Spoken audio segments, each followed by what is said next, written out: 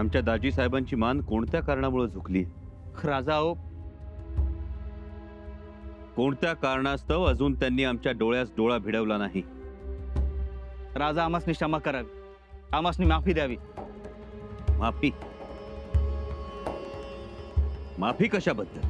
राजा, ठरल्याप्रमाणे आम्ही आमची जबाबदारी नाही पुरी करू शकलो. या प्रांतातून जी रसद स्वराज्यात पाठवली जाते ती आम्ही नाही पाठवू शकलो. राज, आम्हासनी माफी असावी. राजा, हा चिकदेवराय आमच्या समद्यांवरच भारी पडलाय बघा. सरदार जेत्याची काटकर, दादाजी काकडे आणि सरदार संताजी निंबाळकर यांचं काय हाल झालं तुमच्या कानावर आलंच असेल. समजल्यात आम्हाला सगळ्या गोष्टी. आणि राजांना हेही समजलंय की तो चिकदेवराय उन्मत्त झालाय आणि त्याला औरंगजेबाची गुप्त मदत आहे. कविराज, आता गुप्त मदत गुप्त राहिली आहे कुठं? राज, औरंगजेबाने शुजात खान नावाच्या सरदाराला 7,000 स्वार आणि 5,000 पायदळ देऊन चिक्कदेवरायाच्या मदतीस धाडलाय. आणि नेमकी हीच खबर आम्हाला उशिरा कळाली बघा. आणि एवढंच नव्हे तर चिक्कदेवरायाची फौज उत्तमरित्या पोचलेली आहे आणि लढाईत बी ते तरबेज आहेत. अहो, म्हणून तर आम्ही माघार घेतली. दाजी साहेब, चिकदेवरायानं तुम्हाला माघार घ्यायला लावली. आता आपण सगळे मिळून त्याला माघार घ्यायला लावू. होय राज, पण राजा आम्हासनी लय वाईट वाटतंय बघा. वाईट वाटून घेऊ नका दाजी साहेब. अहो, लढाईच्या मैदानात या अशा गोष्टी होतच राहणार. ते समज ठीक आहे राज, पण फक्त तुम्हाला या कारणासाठी इतक्या लांबून इथपर्यंत यावं लागलं आणि ते बी आम्ही असताना. हे काय चांगलं आहे? होय राजा, आम्ही शर्मिंदा आहे. दाजी साहेब, आपण छत्रपतींचे जावई आहात. ही भाषा आपल्या तोंडी शोभत नाही. ने असे नावमेद होऊ नका. शत्रू हा शत्रूच असतो. तो कधी कधी प्रबळ ठरतो, कधी डावपेचाच सरस ठरतो. आपल्या हाती एवढंच असतं की त्याला सडेतोड उत्तर द्यायचं. होय राज, या आम्हाला गळा भेट द्या, त्याशिवाय आमचा शीण जाणार नाही.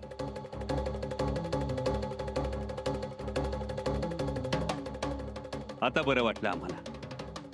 आणि त्या चिकदेवरायाची अजिबात चिंता करू नका. आपल्या सरदारांना, आपल्या फौजेला दिलेल्या त्रासाबद्दल त्याला सबक शिकवल्याशिवाय आम्ही काही रायगडी परत जात नाही. होय राज. आता दुप्पट उत्साहानं कामाला लागा. सिराज. राजन, ह्या सगळ्यात एक आनंदाची बातमी द्यायची आहे. बसप्पा नायकाची फौज संध्याकाळपर्यंत तळावरती येईल. उत्तम. आणि एक यादी द्यायची होती. आपण आपले चुलते एकोजीराजे भोसले ह्यांना एक पत्र लिहिणार आहात.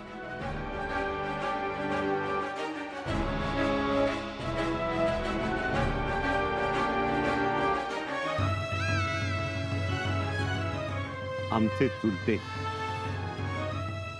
एकोजीराजे.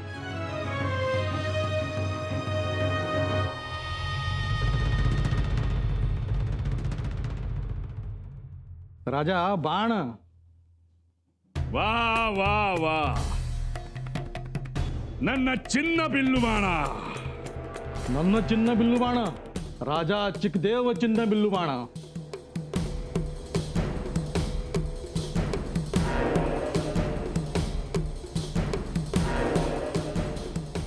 कर्णक.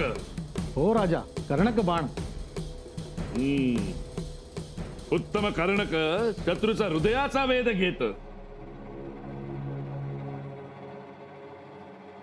जी राजा, हौದು.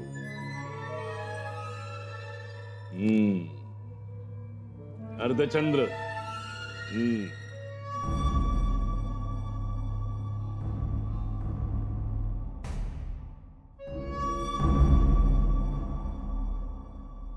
ಶುಚಿಮುಖ.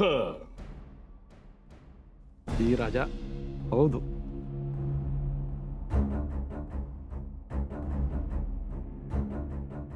गोपुछ. हौದು राजा. परंतु आलेल्या संकटासाठी हे एवढे बाण पुरेसे नाहीत. मग राजा, आणखीन वेगळे बाण करा तयार. आणखी वेगळे? आणखीन वेगळे करा तयार बाण. आणि फक्त बाण नाही, धनुष्य पण करा तयार. बाणाचे प्रकार तरी सांगा. हेळी. नाराच बनवा बाण. शल शलाका दंडासन हे सुद्धा बनवा बाण. हे बाण खूप तिखट. आणि धनुष्य? साधे धनुष्य नको. त्या संभाजीच्या फौजेस ठार करायचे असेल तर आपल्याला लागेल कोदंड. कोदंड. ओ दंड. धनवन झाडापासून बनवा आरंभिका. धन्वन झाडाचं लोकड? अवधू, त्या धन्वन झाडाचं कोदंड खूप दूरवर बाण सोडत. अधरिंदा अधरिंदा धनवन. नंद दृष्टी गरुड दृष्टी. वजीर आला, ये राजा चिक्कदेव राय है. जी जिले सुबानी. वो कोई मामूली सूरमा नहीं है, वो सूरमाओं का सूरमा है और हमें उसकी शमशीर पर फख्र है. जी जहांपना, बहुत बातें सुनी है चिकदेव राय की. वजीर आला, जैसा सुना है हूबहू चिक्कदेव राय बिल्कुल वैसा ही है. सूरमा तो है ही मगर बिल्कुल बेखौफ. चिक्कदेव राय और किसी से खौफ खा जाए वो इस मिट्टी का बना ही नहीं. बिल्कुल. वो संभाजी से डरता नहीं. संभा के हर सरदार को तिनका समझता है.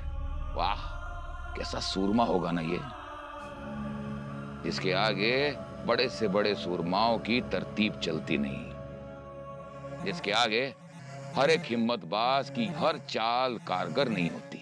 वाह. जी जहांपना. वो संभा के खिलाफ है, यानी संभा का दुश्मन, मतलब दुश्मन का दुश्मन यानी हमारा दोस्त. वाह, ये बस अल्लाह ताला की नियामत है और मेहरबानी है. एक काम किया जाए. जो हुक्म जहांपना. उसे खलीता भेजा जाए. खलीता आलमगीर औरंगजेब की तरफ से कि संभा के खिलाफ जो जंग वो लड़ रहा है उसके लिए मुगलिया सल्तनत की जो मदद चाहिए उससे मिलेगी. मुगलिया सल्तनत की तरफ से हर मुमकिन मदद मुहैया की जाए उसे. आपका हुक्म सर आंखों पर जहांपना. मगर एक शर्त. शर्त? शर्त आलमगीर औरंगजेब की. क्या शर्त होगी? शर्त ये कि संभा पकड़ा जाए जिंदा. हमें संभा जिंदा चाहिए किसी भी कीमत पर. संभा जिंदा और सिर्फ जिंदा. जिंदा ही क्यों जहांपना?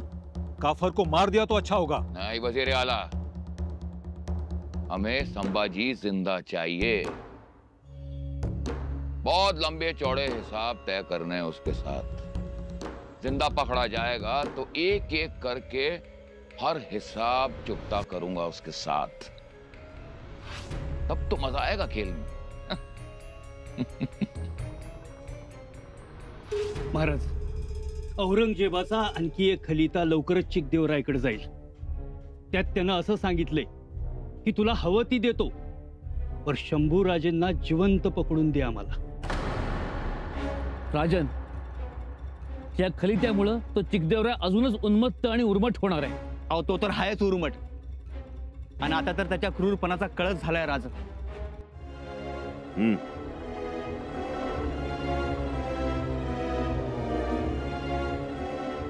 पण चिकदेवरायाचं हे क्रौर्य हल्लीच आहे. जी महाराज, पूर्वी थोरल्या महाराजांनी दक्षिण दिग्विजय केला होता.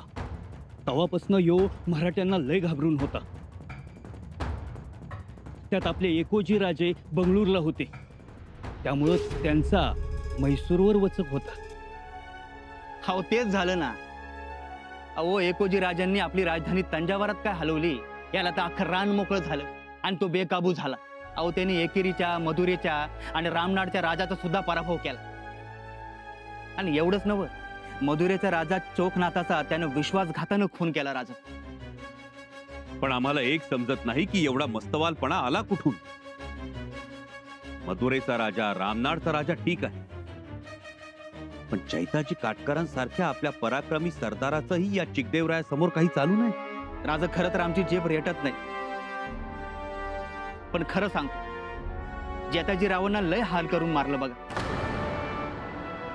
अहो त्यांचा हात पाय कान नाक कापून भुताकेतांना उतारा म्हणून टाकून दिलं. हुतात्म्यांना संतुष्ट करण्यासाठी. आणि ही खबर आपण आम्हाला आत्ता देत आहात. हाल हाल करून मारलं हे इतके दिवस का लपवून ठेवलं?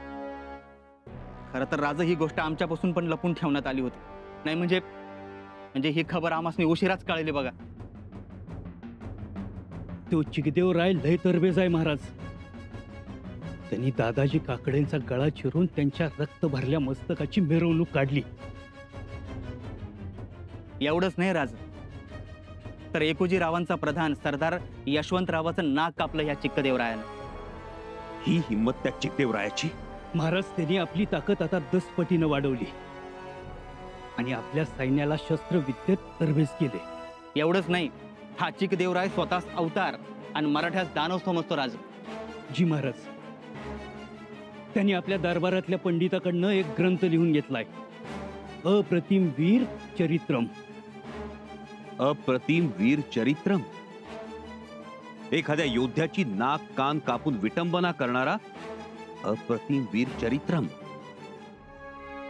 त्याची फौज त्याला लय मानते, त्याच्यासाठी प्राणपणानं लढते. तात्पर्य काय? तात्पर्य एवढंच महाराज, की आपल्या हेरांनी आणलेल्या खबरीनुसार चिकदेवराय सध्या प्रबळ आहे.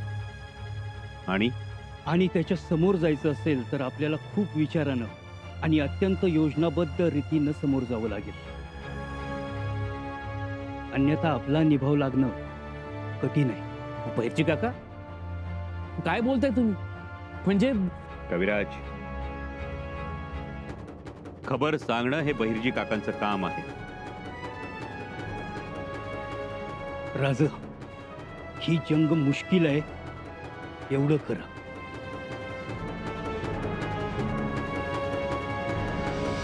मातोश्री राजे पोहोचले.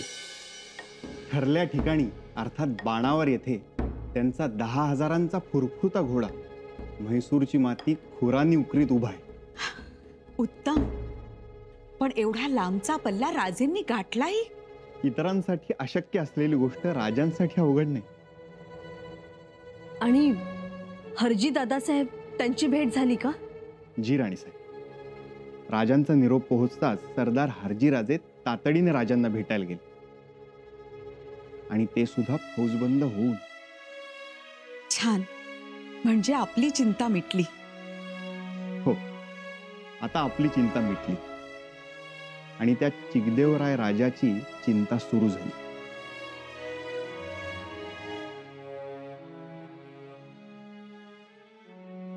हो, त्याला चांगलीच सबक शिकवायची आहे. सबक तर शिकवली जाईलच राणीसाहेब, कारण आम्ही स्वतः डोळ्यांनी वस्तुस्थिती पाहून आलो. मुळातच औरंगजेब स्वराज्याच्या दारात उभा असताना राजे स्वराज्य सोडून येणार नाहीत असा कयास त्याने बांधला असणार. परंतु राजे तिथवर पोहोचले सुद्धा. म्हणजे एकूण परिस्थिती उत्तम आहे तर. जी मातोश्री, आता हरजी राजांची ठेवणीतली फौज आपल्या मदतीला असेल आणि आम्ही स्वतः कुतुबशहाकडे गेलो होतो. त्याच्या मादण्णा अक्कण्णा यांचीही भेट घेतली. तेही त्यांची कुमक राजांकडे लवकरच पाठवणार आहे. म्हणजे आतापर्यंत कुमक मिळालीही असणार. जी राणीसाहेब, युद्ध कोणत्या प्रकारे खेळायचं, हल्ला कसा कुठून करायचा याचं अचूक नियोजन केलेलं आहे. त्या चिकदेवरायाचा नक्षा उतरवून राजे तातडीने माघारी फिरतील याची आम्हाला पूर्ण खात्री आहे. जे झाले ते उत्तम झाले आणि जे होत आहे तेही उत्तम होते. राजा चिकदेवरायाची काही हालचाल? तो गाफील आहे. अद्याप तरी कोणतीही हालचाल नाही. अजगरासारखा सुस्त पडलाय. पण जेव्हा त्याला कळेल, जेव्हा तो बघेल, तेव्हा त्याच्या पायाखाली विस्तव असेल.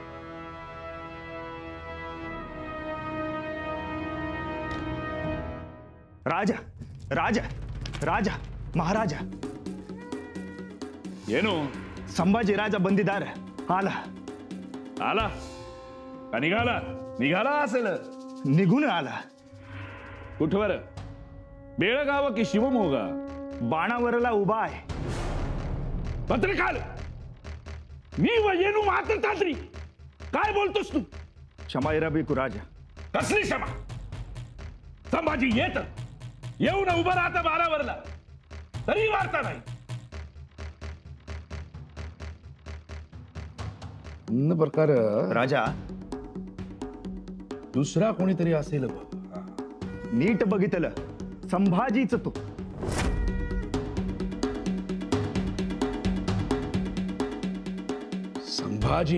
संभाजी वेगे आला फौज घेऊन. जी राजा. अंद्रे घाई आहे त्याला.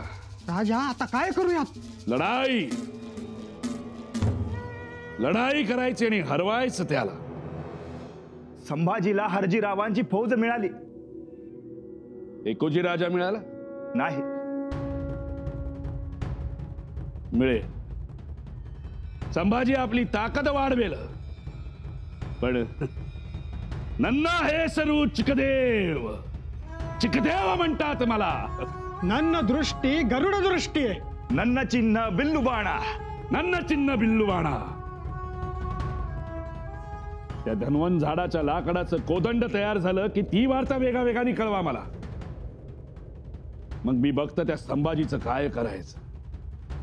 त्या संभाजीचं सांबर मारतीनी.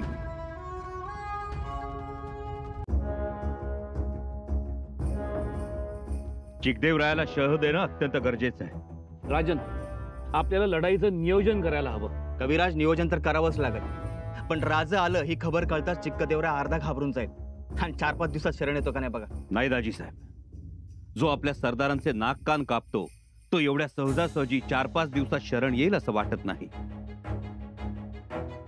ही मस्ती लवकर उतरणारी नाही. खरंय तुमचं राज, पण आम्हाला फक्त एवढंच सांगायचं होतं. आपण आल्यामुळे इथल्या पराभूत राजांना हिंमत येईल आणि ते आपल्या मदतीला येतील. तशी पत्र आणि खलिदे रवाना झालेत. कविराज, तरीही गाफील राहून चालणार नाही. बहिर्जी काका, आजपासूनच आम्हाला चिकदेवरायाच्या प्रत्येक हालचालीचा सुगावा लागला पाहिजे. चिकदेवरायाचा सेनापती कुमारय्या तो सुद्धा लढवय्या आहे, महत्वाकांक्षी आहे. जी महाराज, म्हैसूरचं राज्य वाढवण्याची त्याच्या मनात लई ईर्ष्या आहे. म्हणूनच आपण एक महत्वाची गोष्ट करायची. चिकदेवरायाला मोगलांकडून जी रसद मिळते ती आपण तोडायची. त्याचबरोबर त्रिचनापल्लीला वेढा घालून त्याची नाकेबंदी करायची आणि मरुबनाडचा जो राजा आहे त्याच्यावर लक्ष ठेवायचं. कोणत्याही परिस्थितीत मरुबनाडची फौज चिकदेवरायाला मिळता कामा नये. राजन, ये बेहतरीन व्यूहरचना है. कविराज, राजांनी सांगितलेल्या समध्या गोष्टी जर पार पडल्या तर तो चिक्कदेवराय दाती तृण घेऊन शरण येईल.